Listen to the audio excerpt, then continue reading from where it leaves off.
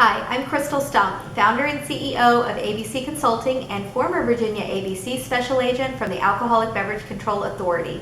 Today's video is going to talk about and answer your question, can I sell my ABC license? Pour yourself a drink, you're going to need it.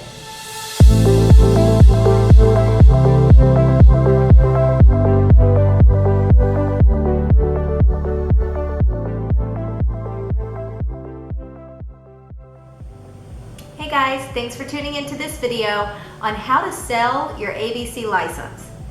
If you find these videos informative and educational, please comment below. Let me know where you're from, what your business is, what you're doing, what you like, what you dislike.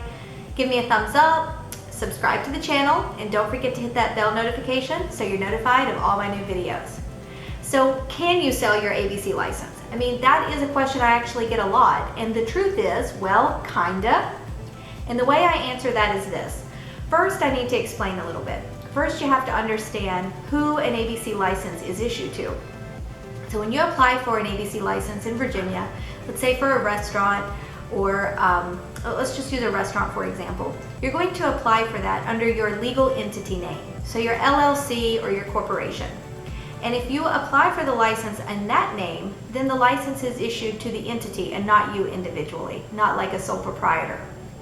So if you're the sole member, if you're the single member of an LLC that holds an ABC license, and you operate this business for a while and then you decide either, this is not really what I really wanted to do, I don't like this business, I think I'm going to close it, or let's say that it's not doing well and it's not very profitable, for whatever reason you want to close the business and move on to other things.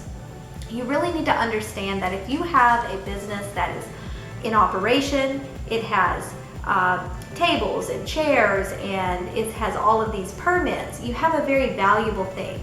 You have a business that is already has a lot of permits done, and the most important one is the alcohol license. So if you have a business that has an active alcohol license and no violations and no violation history, it's something that is very valuable. And there's a lot of people who are always looking for a business where they can just basically like a turnkey business where they can go in and start operating a business that's already licensed.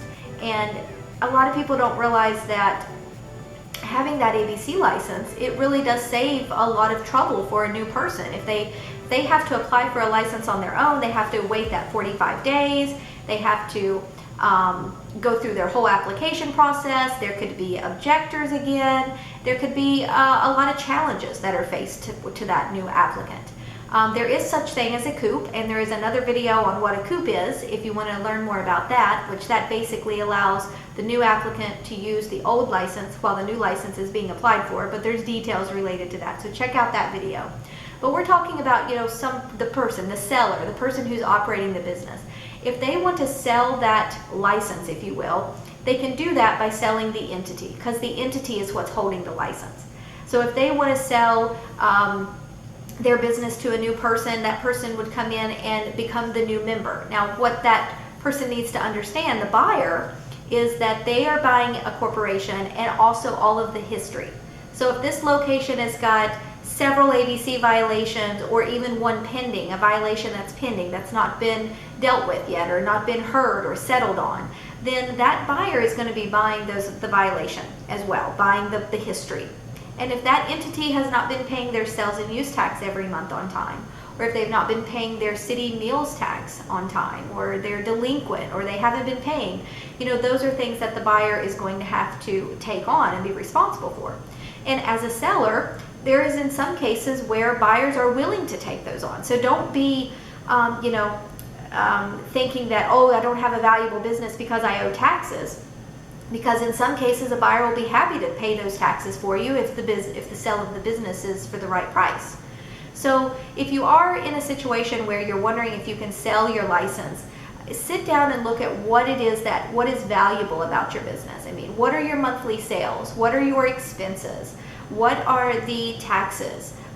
Is everything paid up? Is everything not? I mean, there is always a value somewhere in that business. I've bought and sold restaurants, and I know that sometimes you don't really know what you have until you sit down and you write it down and you look at it and you try to figure out how much that business is worth.